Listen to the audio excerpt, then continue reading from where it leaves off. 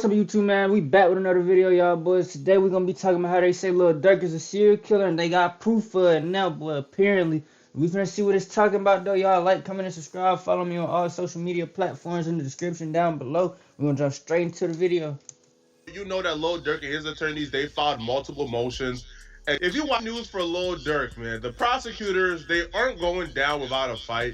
If you watched our last video, you know that Lil Durk and his attorneys, they filed multiple motions accusing the state of not really having a probable cause or reason to have Lil Durk indicted, because they really haven't provided any specifics or any real reason why they believe that Lil Durk was involved in this murder for hire. And they also said, yo, Lil Durk shouldn't even be indicted because the attorney general don't even have the right to indict him because he wasn't properly sworn in. Yeah. But the prosecutors have responded and they said, listen, bro, all right, like this narrative, right, that we just indicted Lil Durk with no evidence, none whatsoever, and we are relying on rap lyrics, it's nonsense, it's hogwash, right? We have a lot of reasons for why we believe that Lil Durk is involved in this murder for hire. One of the things that caught my eye in their response opposing Lil Durk's motion to dismiss is apparently there's an unindicted co-conspirator who is telling the feds information about multiple murder for hires that Lil Durk is involved in. So what the feds are saying is, listen, this is just not a murder for hire. This is also a racketeering and a RICO case. Oh. So hence, even if you want to dismiss certain things or you feel like certain things were not absolutely clear, you can't get away from that OTF is a criminal enterprise and racketeering were involved. And one of the instances they're trying to prove that they throw that RICO case on them, it's gonna get real deal. I don't think they can beat that. They told on themselves too much, bro. Just them telling on themselves alone, I don't think they can beat that. On top of the evidence that they gonna pull with it. Racketeering is involved here is apparently, right, the affidavit further stated that, well, confidential witness 1 provided information about shootings and other overt actions that OTF members and associates took to commit violence on behalf of OTF. This is where somebody in there running that mouth. So even if Lil Durk gets found not guilty of the murder for hire, the racketeering is still here. It's gonna get spooky. The affidavit then provided a specific example of racketeering activity in which defendant banks and other OTF members participated, specifically in Atlanta robbery shootings, in which defendant Lil Durk and King Von were both charged with attempted murder and participated in criminal street gang activities. But then it gets worse, bro. I ain't gonna lie, they might as well throw away the book for bro. The unindicted co-conspirator is adding some sauce to it. But that boy told the feds that Lil Durk caught a hit on 6 people. And they would say he provided them credible info. Somebody is in there running their mouth, bro. Bad. Somebody is running their mouth and they is telling it all. They ain't holding nothing in. They letting it all go. Oh my God. Boy, it's finna get scary. Like, bro, it's finna get spooky for Durk. I be in that bit. I be on my knees begging to the judge. Just please, one more again. Just give me one more again. Information about the 6 hits that Lil Durk asked OTF members to commit. More specifically, following the murder of King Von, the affidavit further disclosed that confidential witness 1 knew that Lil Durk placed other monetary bounties for the murder of people with whom defendant Banks was feuding, including 6 other individuals. The affidavit also listed significant evidence cooperating confidential witness accounts of Lil Durk involvement in SR's murder. What I'm not gonna do is sit here and look y'all in your eyes and lie to y'all people. That's what I'm not gonna do. I'm not gonna sit here and say, "Oh my God, what? You're lying on Lil Durk." Man, listen, bro. If you listen to Lil Durk's music, if you listen to Lil Durk's admissions, or man, listen, man, Lil Durk putting bounties on his ops heads is probably the most obvious thing I think. Like even the biggest Lil Durk advocate, bro, can admit. Bro, Lil Durk was putting bags on people's heads, bro. Yeah, they was terrified of Lil Durk. Not because Lil Durk was the shooter, because Lil Durk was the bag man, bro. right? Lil Durk had a reckless regard. Lil Durk was gonna get you if he wanted to get you. That's just a fact. But does that really prove that he put a bag on Quano Rondo's head? I don't think so. All right, would that play a huge factor in That's this gonna Quano get them Rondo? in there for a RICO case. They may not beat this Quando Rondo. I mean, they may beat this Quando Rondo case, but if they do beat this, I think they finna throw in a RICO at them, and they ain't beating that, bro. It's gonna be over with. Case? I don't think so. All right, that's just from my perspective because even like one of the people that they claim that Lil Durk put a bounty on, all right, was the Somerville murder. However, the city of Chicago said they have no intentions on charging Lil Durk for that murder whatsoever. So a lot of these things, to be honest, bruh, is to kind He of say, paint the she say. Rico picture.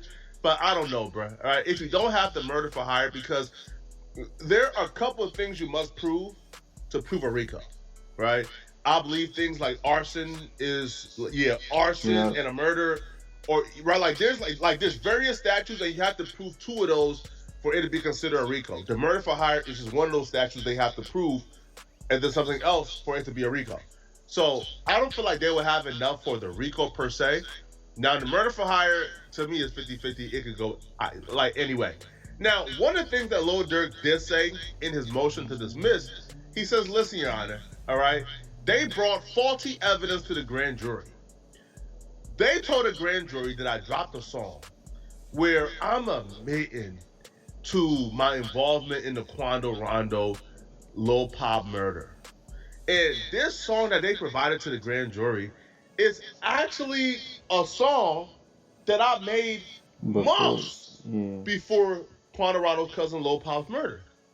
So because they're providing these affidavits, this is defamatory, it's false, and it must be thrown out. Well, the prosecutors told Lil Durk, bro, you don't think we slicker than that? You don't think that we slicker than... Yo, you think we make all this money? You think we've been doing this and indicting criminals for this long, and you think that we will slip up like... No, bro, no. Durk, we are experts.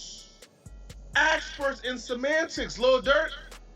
So the prosecutors responded, and I'll be real, bro. Reading this made me mad, man. Because you could tell they know what they're doing and they're being slick with it. Lil Durk and his attorneys had a very big issue with this excerpt from the affidavit. They will say, this is false. This is a false statement. And they wanted it strike. And the statement is, in December of 2012, Lil Durk was featured on a song called Wonderful Wayne and Jackie Boy. In the song, Banks raps about, it's effed up that I'd rather get revenge instead of millions. Told me they got an Addy, go. You hold on. Go. Got location, go. Green light, go. Look on the news and see your son, you screaming, no. Punani, blank. Notably, following SR's murder on August 19th, bystander video captured Quando Rondo screaming, no, when he saw SR's body pulled from the Escalade. Oh, Durk then tells the judge, you fucking stupid and you is, bruh. You so slow, gang. Like, I don't even know what to call you. You like 50 different levels of slow right now, bro. In real life, gang. You really like 50 different levels of slow. You putting all this in the song because you think that they ain't gonna be able to use your lyrics. Why do y'all think they can't use y'all lyrics against y'all in court? Why do y'all think that, bro? That's not the case, gang. Like, I don't know why so many people think that, bro. I think it used to be like that, but boy. Ha! Judge! No, they lied on me. See, Judge, they lied. The song was made before then. The prosecutor says, we know. All right? Semantics, Durk semantics. These people are slick, man. They said, listen, first off, Lil Durk has failed to identify any false statements or information actually contained in the affidavit.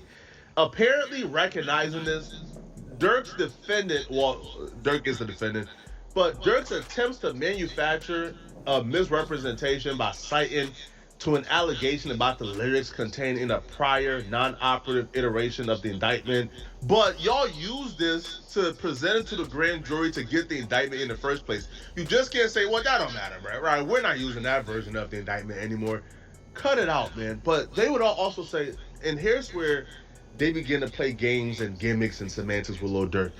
They says, listen, all right, but other than Lil Durk's claim the warrant contain demonstrably false statements and or omissions, the motion is devoid of evidence or facts that show the following.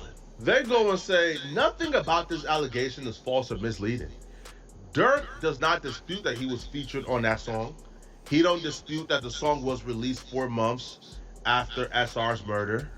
All right, defendant does not dispute his song explicitly referenced seeking revenge over profits and greenlighting violence after learning the location of arrivals, and defendant does not dispute the lyrics are similar to a publicized video of defendant's rival Quantarano screaming "No, no" while watching sheriff's deputies remove SR's dead body from a vehicle on the day he was murdered. Nor can he. Simply put, these are factual allegations. Everything we stated in that excerpt is true. They didn't tell Mm. Lil Durk that if he wrote the song before Quantarano's cousin was murdered, that don't mean anything because they never said he wrote it after the murder, and they never even implied that those lyrics were directly involved with Oh, they Quantarano's playing cousin's murder. mind games.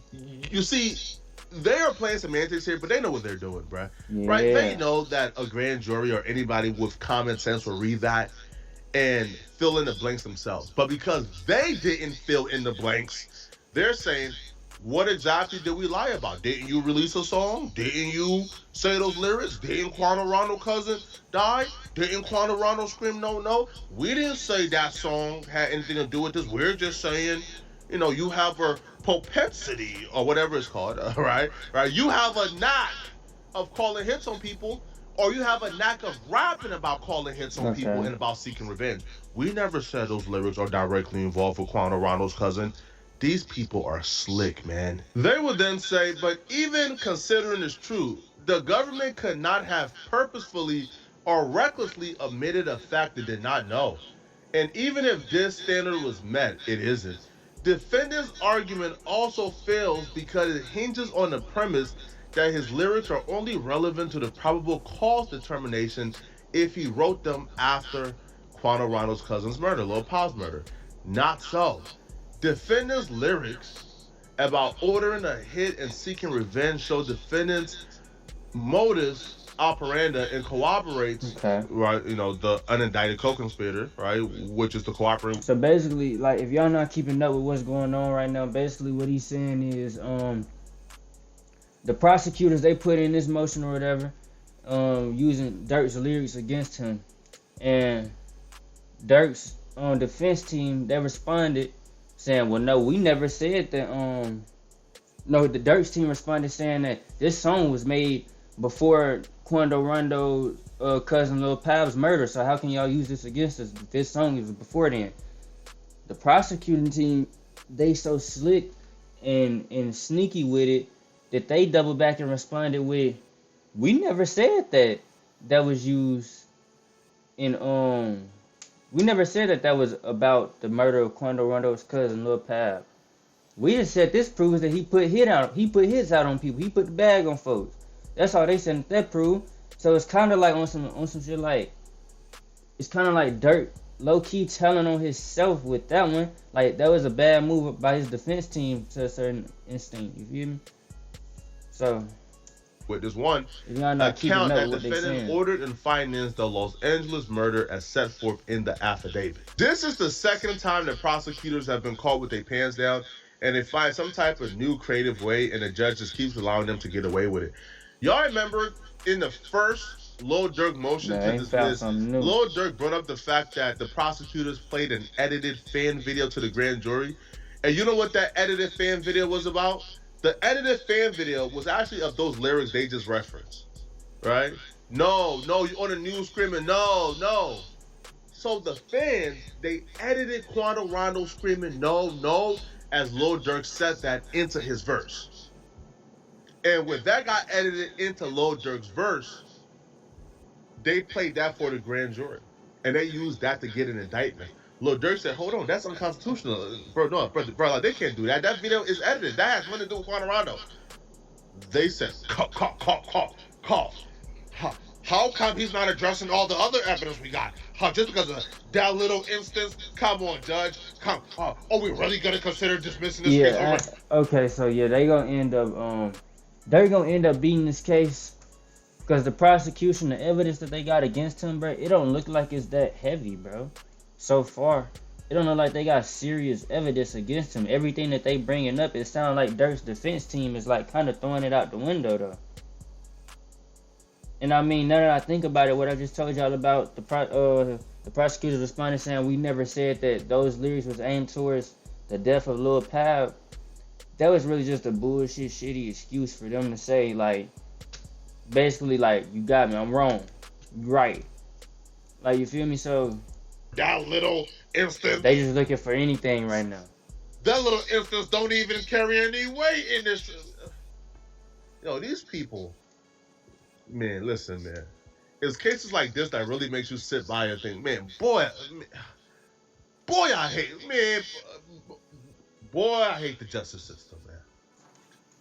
It's things like this that really make you sit back and say, man, I hope I don't ever get in the crosshair of the justice system, bro. These people are ridiculous. These people are conniving. These people are crooks. They're going to find a way to get you if they want you, okay? Now, one of the most interesting things about this, though, they're treating Lil Durk's, like, murder case as if Lil Durk is, like a part of, like, the crime mob. You feel me? Like, nah, for real. They're requesting that the jury remains anonymous. That Lil Durk and them don't even get to see who the jury is, right, during trial. Now, this is usually reserved if it's a trial, I don't know, for like a cartel boss. Like if Al Chapo is at trial, the jury is anonymous. You know why the jury's anonymous? Because Al Chapo got an international crime network that will get you murdered for playing or for voting him guilty. So the fact that they're now trying to get an anonymous jury is like, huh? What? Y'all think Lil Durk got that reach? Y'all think Lil Durk is really gonna, what, murder the jury? Like, y'all think Lil Durk is that cutthroat? Obviously, they don't think that. Obviously, they know there's a difference between Lil Durk and Al Chapo. They're doing this because they're playing whatever game they can play to create implicit bias when it comes to Lil Durk. If the jury is being told they're being held anonymous because their life is in danger, what do you think is going to happen? Like, what do they think? There's like, going to be implicit biases already built in from day one of trial. Right. We got to hide our faces because this man is that dangerous? Of course he did it. This is not right, man. This is not cool at all, man. But y'all let me know in the comment section. What do you guys think about this, man? Y'all think Lil... Yeah, y'all let me know for sure in the comment section how y'all feel about this case, man. I feel like, I don't know, bro. This proof and evidence that they got against Durk, hey, he might just beat him. But we gonna see. I'm gonna see y'all boys in the next video, though, man. Like, comment, and subscribe. I'm out of here.